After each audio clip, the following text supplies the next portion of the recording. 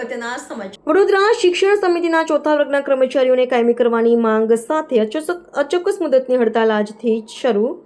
Vadodara corporation હસ્તકની નગર પ્રાથમિક શિક્ષણ સમિતિ ચોથા વર્ગ કર્મચારી સંઘ દ્વારા 570 કર્મચારી કાયમી કરવા માંગણીનો ઉકેલ લાવવા તારીખ 4 સુધીનું અલ્ટિમેટમ આપ્યું હતું, પરંતુ કોઈ નિવેડો નહીં આવતા આજથી તારીખ 5 થી અચોક્કસ મુદતની હડતાલ શરૂ કરવામાં આવી. શિક્ષણ સમિતિની દાંડિયા બજાર સ્થિત મુખ્ય ઓફિસ ખાતે સંઘના નેજા હેઠળ હડતાલના મંડાણ કરવામાં આવ્યા હતા.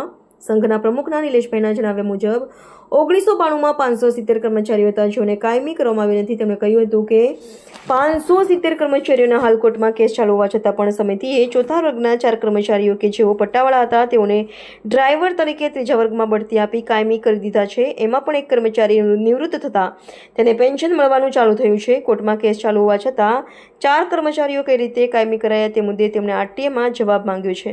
આ મુદ્દે જે કોઈ જવાબદાર હશે તે સામે તેમણે કાયદાકીય કાર્યવાહી કરવા ચીમકી આપી છે. હાલ માત્ર 105 કામ કરે છે જે બધા 4-5 વર્ષમાં નિવૃત્ત થઈ જશે. અગાઉ જે સમાધાનની ફોર્મ્યુલા નક્કી થઈ હતી તે મુજબ સંઘ કાયમી રાહે પગાર અને પેન્શન ઉપરાંત ચાલુ નોકરીએ જે કર્મચારીઓ અવસાન પામ્યા છે તેને આપવા પાત્ર લાભો આપવા માંગ કરી રહ્યું છે. આ વખતે કોઈ પણ પ્રકારનું લોલીપોપ લેવામાં નહીં આવે. માંગ તો અમારી જે પુરાણી માંગ છે એ પ્રમાણે કે 33 વર્ષથી જે કાયમી નથી કરતા એટલે કાયમી કરે. બીજું એક આજે નવું વધારાનું એવું છે કે 570 કર્મચારીઓ જ્યારે કેસ હાઈકોર્ટમાં ચાલુ હોય એ કર્મચારીના નામ છે એવા 4 કર્મચારી ચોથા વર્ગના અમારી સાથેના એમને કાયમી કરવામાં આવ્યા. ત્યારબાદ એ લોકોને ત્રીજા વર્ગમાં ડ્રાઈવર તરીકે બઢતી આપી. એમાંના એક કર્મચારી રિટાયર થઈ ગયા એને પેન્શન આપે છે. તો અમારી માંગણી એવું જ છે કે ભાઈ એ લોકોને જે રીતે કાયમ કર્યા એ લોકોને જે રીતે પેન્શન આપ્યું એવી રીતે અમને પણ પેન્શન અને અમને પણ કાયમી કરે. આરટીઆઈ માંગણી કરી છે. એ આરટીઆઈમાં જે કોઈ કસૂરવાર હશે અને અમને કાયમી નહીં કરે તો અમે કાયદેસરની કાર્યવાહી કરવાના છે. સાચી વાત છે, ત્રીજી વાર બેઠા છે. એક વખત અમે લોકોએ પૂર્વ મેયરના મૌખિકના કહેવાથી ઊભા થઈ ગયા.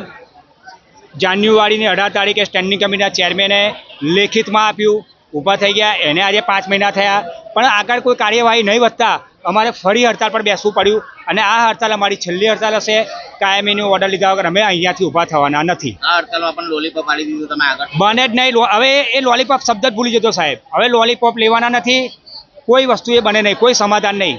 અને ઓપરેશન સિંદૂર થકી મહિલાઓ માટે તમે શું કહેવા માંગો? ઓપરેશન સિંદૂર થકી કે જે હુમલો થયેલો એમાં જે શહીદ થયા એમને અમારે શ્રદ્ધાંજલિ છે.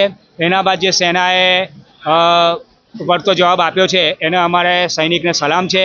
અને એ જ કહેવા માગીએ છીએ કે ભાઈ તમે જો સિંદૂરની વાત કરતા હો તો અમારી જે મહિલાઓ છે 50% ઉપર, તો એમના સિંદૂરનું શું? નિલેશ રાજ, ચોથા વર્ગ સંઘ પ્રમુખ.